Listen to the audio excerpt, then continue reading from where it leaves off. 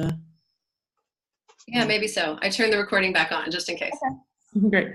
I think you guys both did a great job. Great acting, Shannon. Wow. Well, Mm-hmm. both of you, great.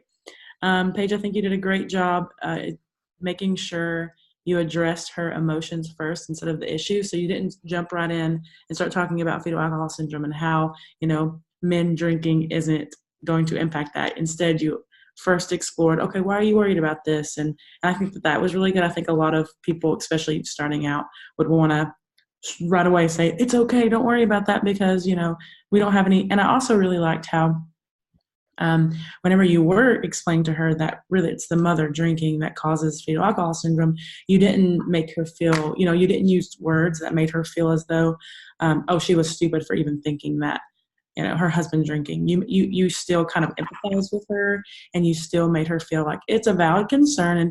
And even though there's not a lot of research out there, you can't say for one way or another how it, I really liked how you explained that. So I think that was really good. I don't know if I'm supposed to go. I kind of paid attention to all the things that it had listed. So Oh, good. Thanks. I didn't know if I should just do one or two positive or negative things. But overall, I think you did a great job. I like how you asked about her understanding at the end of like, did you understand everything that we talked about? And I also liked how you asked about if her husband was aware of all this kind of stuff. So I thought that was good, and she kind of validated that.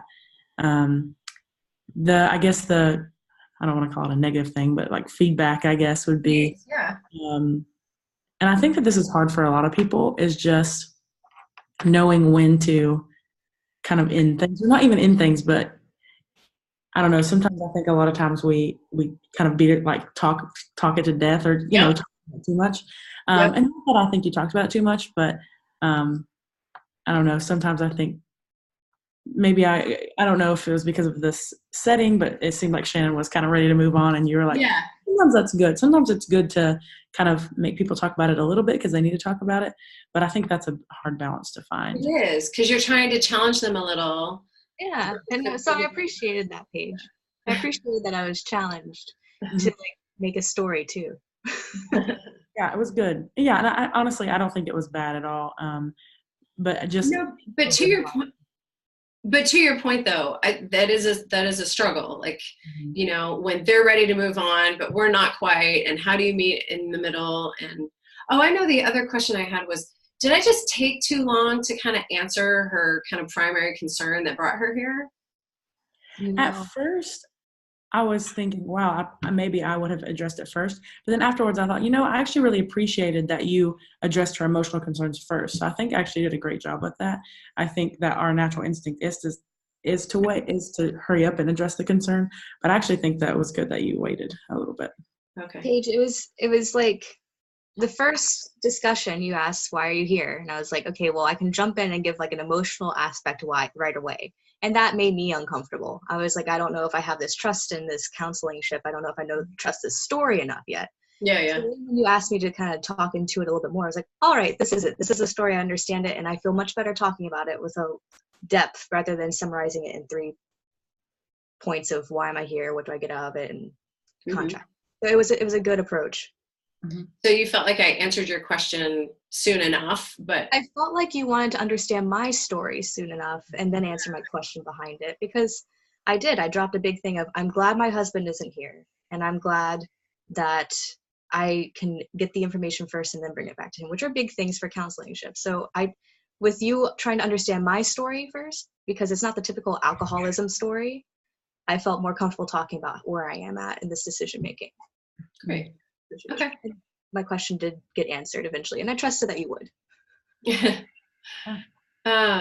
Yeah, that was my only thought, is that I wish I had done that a little more succinctly in the beginning, so I could have answered your question a little sooner, because that obviously was your big burning question. So yeah, it's hard. It's a hard balance, especially in a real life session where you only have so much time for psychosocial stuff. It's hard to figure out, okay, how much time do I give to the emotional side versus addressing the main concern? I don't know. I feel like it's much easier in a real session. This does add another awkward. It's like, this is so awkward. It's just like trying to like wear a bunch of different hats and like say the things you need to say.